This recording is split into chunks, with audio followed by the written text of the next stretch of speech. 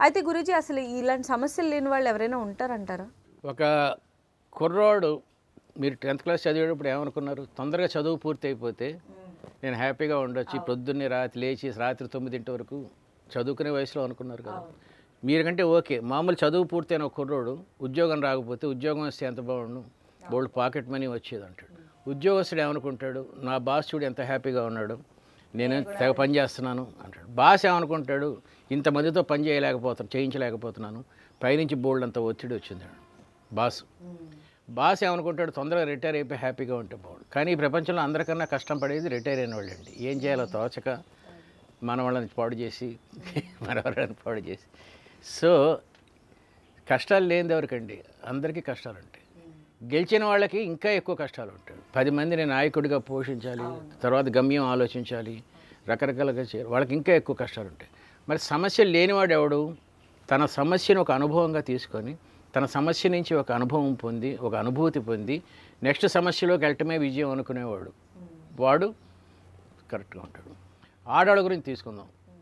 ఆడవాళ్ళకి సమస్యలు లేవా అంటే, తాగుబోతు భర్త, కొట్టే భర్త, మాట వినని భర్త, సెకండ్ సెటప్ ఉన్న భర్త, థర్డ్ సెటప్ ఉన్న భర్త, ఇన్ని కష్టాలు ఉంటాయి. పనిచేసే ఆడవాళ్ళు పనిచేయని ఆడవాళ్ళని చూసి ఎంత హ్యాపీగా ఉన్నారో, ఇంట్లో వంట చేసుకుని టీవీ చూసుకుంటుంటారు.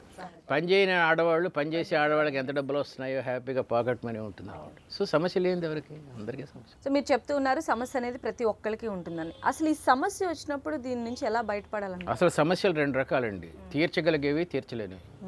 బ్లడ్ క్యాన్సర్ ఉందనుకోండి, సమస్య తీర్చడం, దానికి అడ్జస్ట్ అయ్యి ఎలా బతకాలో చూసుకోవాలి. తీర్చగలిగేవి అంటే తీర్చగలిగే వాటిలో వచ్చే సమస్యలు కూడా ఉంటాయి. 3 రకాలు యాక్చువల్గా. నేను ఉదాహరణ చెప్తే అర్థమవుతుంది. ఒకడికి నత్తి ఉంది. ఆ నత్తి వల్ల అతనికి ఆత్మన్యూనతాభావం అంటే ఇన్ఫీరియారిటీ కాంప్లెక్స్ వచ్చింది కదా. సమస్య నత్తి. ఇది 2 రకాలండి. తీర్చగలిగే నత్తి, తీర్చలేని నత్తి. ఎట్లా? అది ఒకటి ఫిజికల్ అనుకోండి, సంథింగ్ రాంగ్ హియర్, అది తీర్చలేము. తీర్చగలిగేది అనుకోండి, ఫాస్ట్గా మాట్లాడేస్తాడు, వాడికి నత్తి వస్తూ ఉంటుంది. ఇది తగ్గించుకోవచ్చు అండి. అర్థమైంది కదా. సో ఈ లాస్ట్ది ఆత్మన్యూనత, ఇది సి అనుకుందాం. బి.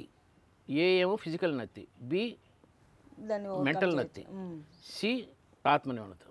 బిని ఎరాడికేట్ చేసామనుకోండి, వాడు స్లోగా మాట్లాడటం నేర్చుకున్నాడు, నోట్లో చిన్న రాయి పెట్టుకొని మాట్లాడుతున్నాడు, సి పోతుందండి. బీసీలు 2 పోతాయి. సో ఏ గురించి అసలు పట్టించుకోకూడదండి. దురదృష్టం